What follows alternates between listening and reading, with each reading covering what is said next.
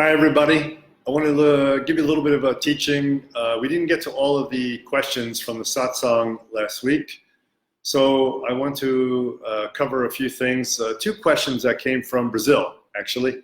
Maybe it's no surprise they came from Brazil. It was about happiness and excitement. Isn't that what we all associate with Brazil and Mardi Gras and so on? So anyway, let's get right down to it. One of the questions was about happiness. There's a question about whether when you feel that everything is just right and you feel really happy and things are happening just right, is that a matter of the experience being rajas, tamas, or sattva predominated as a guna? Well, we don't really in our system worry too much about rajas, tamas, and sattva. It's a very difficult kind of concept to apply in a lot of situations, and I find it very Vedantic, really, when we think about it.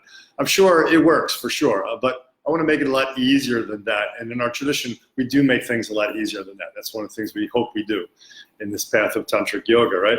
So in the experience of happiness by finding yourself in the right place at the right time, that incredible feeling of like serendipity and auspiciousness, you know, mangalam, right? Auspiciousness and serendipity. How does that occur? Why does it occur? I tell you, I really love this topic, and I love this question that somebody sent in from Brazil, because when I was a kid, it was 8th grade.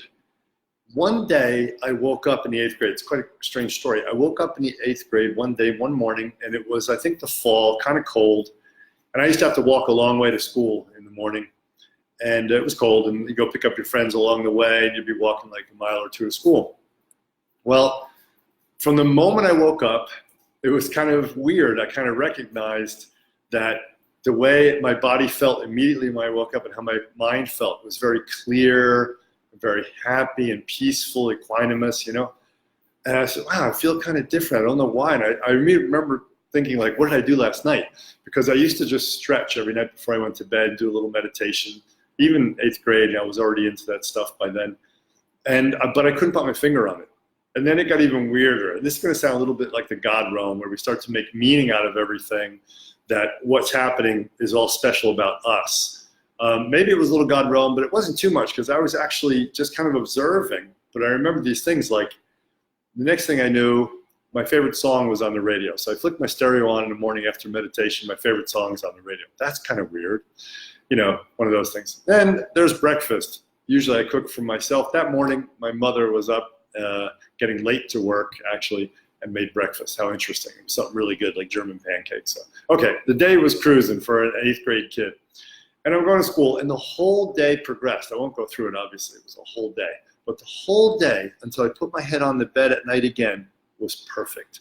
Wrestling practice was perfect. Everything with my friends was perfect. The homework, the tests, conversations, almost like I felt certain things were you know, like happening so perfect that it was almost like deja vu, a lot of it. Okay, what happens when that is happening? Now, it's quite weird that that's, you know, a whole day experience, like 18 hours. It's quite unusual. Usually it's much faster. We have moments like this usually, and the question is about moments about this. The person is saying, does the constant feeling of being in the right place at the right time demonstrate a sattvic moment or a tamasic moment? And, you know, we can talk in those terms, but I'd rather talk about it like this. Every single moment, whether we're in samsara or we're in nirvana, right? Whether we're suffering or whether we're experiencing our completely liberated essence base as Shiva, is dependent upon how clear our mind is able to flow through the channels. So if myself as Parashiva or Parashakti or essence nature, whatever you want to call it, is completely recognized and flowing through my channels and flowing through my mind and coordinating the experience of what arises spontaneously, experiencing that without prejudice, without expectation, without a filter, without whatever, I won't be in samsara. I'll be immediately relaxed into my presence, immediately relaxed into my essence. In other words, at this point, Shiva, Parashiva, Parashakti, and the raw potential of manifestation through all the channels that bring things into being in this universe as sound, light, and rays come into being, all those windows that line up in that progression of going from the base out into manifestation and back are open. So it means that for a moment, we're having like the experience of what it feels like in an unbroken way, and of course, in our way, a little diminished, what a Mahasiddha would feel in an expansive way, in an unlimited, huge way. Mahasiddhas would feel like this, and have the capacity to act in the ways that goes with that kind of expanded feeling. So that's quite incredible. So these are little windows into our essence experience and what that can be like when you feel like you're in the right place at the right time, or everything seems to be happening like a perfect dream. That day in my 8th grade experience felt like a perfect dream. Not where I was dissociated from it, but that it was so flowing and so beautiful and so simple, and everything was happening so perfectly. And even when things weren't quite what I expected or wanted, it still seemed to be okay, etc. That really is what we're talking about, showing that it was very much a sense of equanimity. The equanimity that we have in our base experience was being expressed because for some reason in that moment, could be astrological, could be the workout you just did or the practice you just did or just grace. Everything is flowing in that moment. You're in the right time, the right place, which is anywhere, basically. This can happen anywhere, anytime. It had nothing to do with my favorite teachers that day I had in school or song on the radio. That was all just side effect stuff. Okay, so hopefully that helps you understand a little bit about how we have some kind of reference point for what it actually feels like to be without our base of preference and without a lot of self-image formation. It will feel like that. Now, does that mean that it will always feel blissful or pleasurable? No. So let's not make that problematic distinction. This is why I don't like using the word sattvic to describe it. This is why I'd rather talk about it in real terms like this, because it's quite possible that you're in that state of flow and you're getting your head cut off on the battlefield as a samurai. It's still the same flow. And to use this exact example, actually, this is why samurai would put the most valuable incense in their helmet, so that when their head did get cut off and the head rolled out of the helmet, the incense smell would be released as a gift to the opponent for being a worthy opponent, to allow them to experience this essence moment, even if it was through death. And most of us don't want to experience death in this way, or essence through death in this way. But it's a beautiful example to illustrate that even when we're feeling this right place, right time, right moment, when all the channels are lined up with our essence, our base, Shiva, whatever you want to call it, nature of mind, Buddha nature, whatever, essence, source, that when all the channels are lined up, where all the windows are open, we like to say, astrologically, you can just open right into your own essence and express it, that may not be met with the most blissful circumstances, right?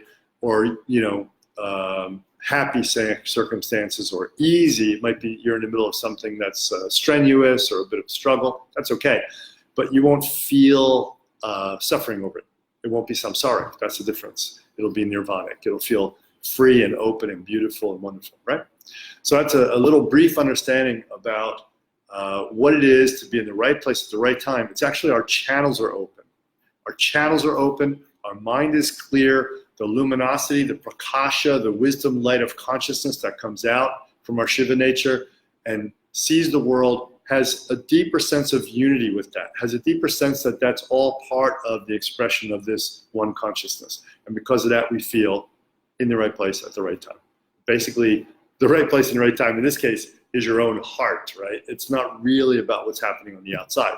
So like I said, in this case, it can be good or bad, but you're not going to experience bad as samsaric in this case, right? Still all going to be like nirvana. Okay, good. I don't want to take too long for these. I want to give you a little hit during the week here. Excitement versus equanimity, or excitement and equanimity. Again, a Brazilian question, of course, coming from Brazil. I love you guys. So excitement, equanimity. Here's the thing. We want to really cultivate equanimity. As yogins on the path, we want to be able to be not moved by circumstances that occur.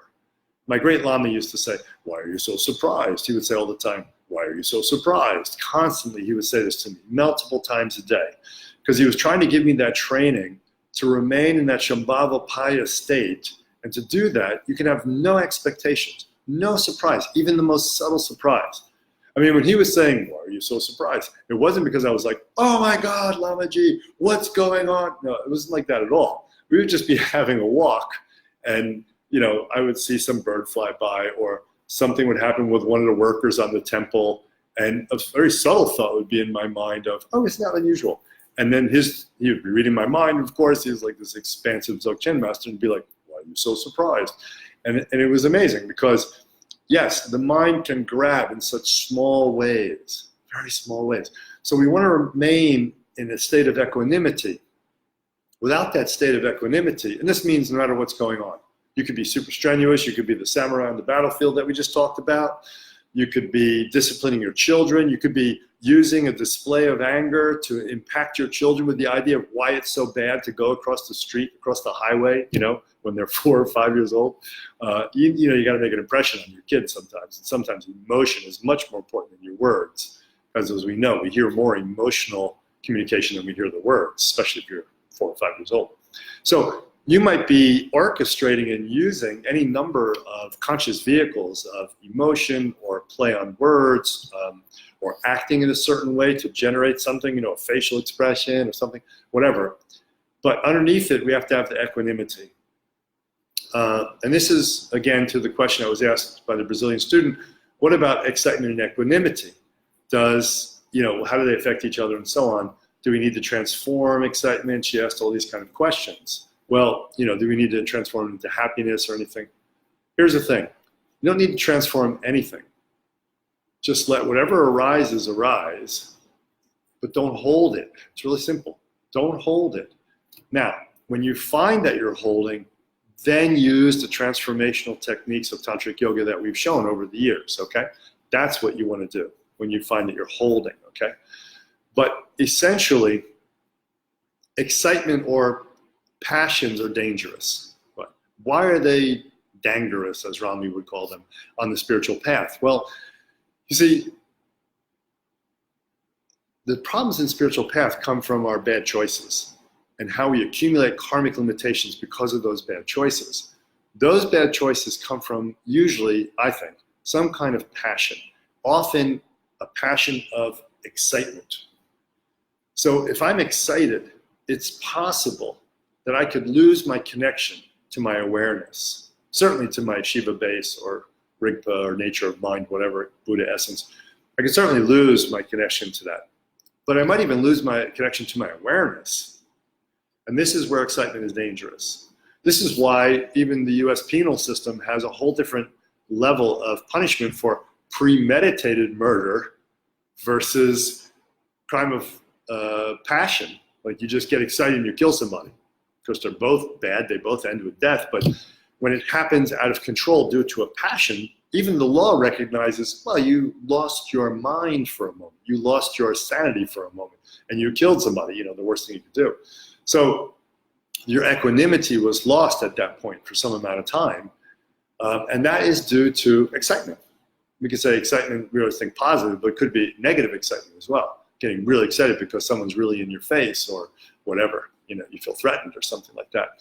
So when we look at excitement in and of itself is not a bad thing.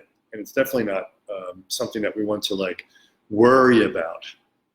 But it is the road, it is the beginning, the doorway that opens is excitement, the road down the passions that can then take you away from your equanimity. And why do we need equanimity? Again, restating it this way, we need equanimity so we can remain in awareness, at least as a beginner trainer.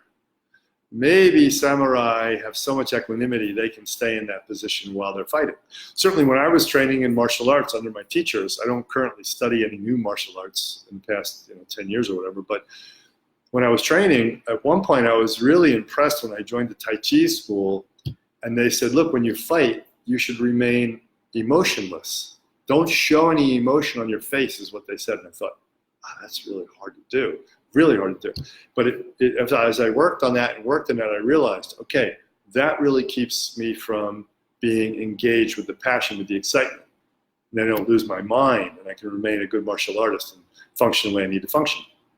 In the same way, if we remain with our awareness during the day, maybe not enough just to focus on second intention. Maybe you have to feel and be thinking about equanimity as the second intention.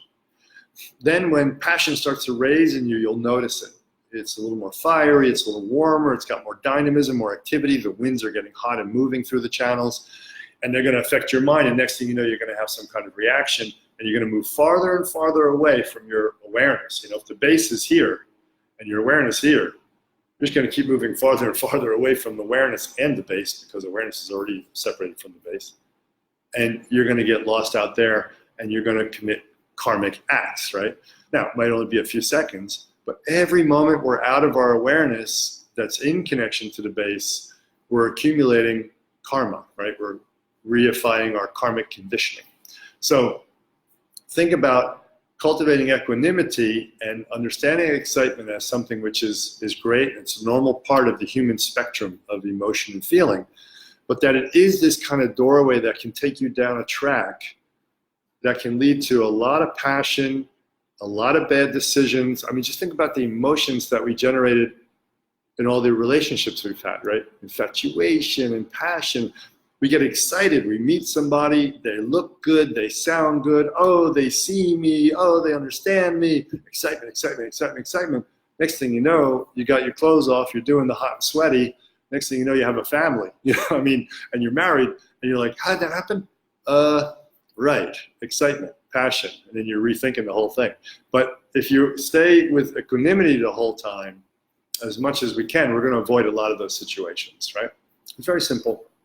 So equanimity, I was going to say, is normal. Yeah, equanimity is normal, but excitement is normal, but we just have to watch it. These are the more dangerous emotions are the ones that start with excitement, you know, start with the excessive energy. Why my Taoist teachers were always like so just deeply contained inside, and even if something big happened, like a funny joke or something, they'd be like, they would just give this soft like smile, you know, because they were trying to model for us, you know, equanimity and not like losing it over every little thing, which scatters our energy, scatters our mind, and really brings us into creating karmas for ourselves. Okay. Yeah. So anyway, this is just a short little live video trying to talk for, 15 minutes now about these two aspects that I wasn't able to answer in the satsang. I'll be putting out probably 2 videos a week, it looks like. One on a topic that's coming up in my mind that I'm feeling, you know, in the ethers, maybe by reading the threads on Facebook or hearing you talk about it when we meet, or just something I see out there in the world or been reading in a book or something. I'll put that out. And then we'll be also trying to cover the questions that weren't covered in the satsang, and today is the attempt to cover 2 of those questions, okay?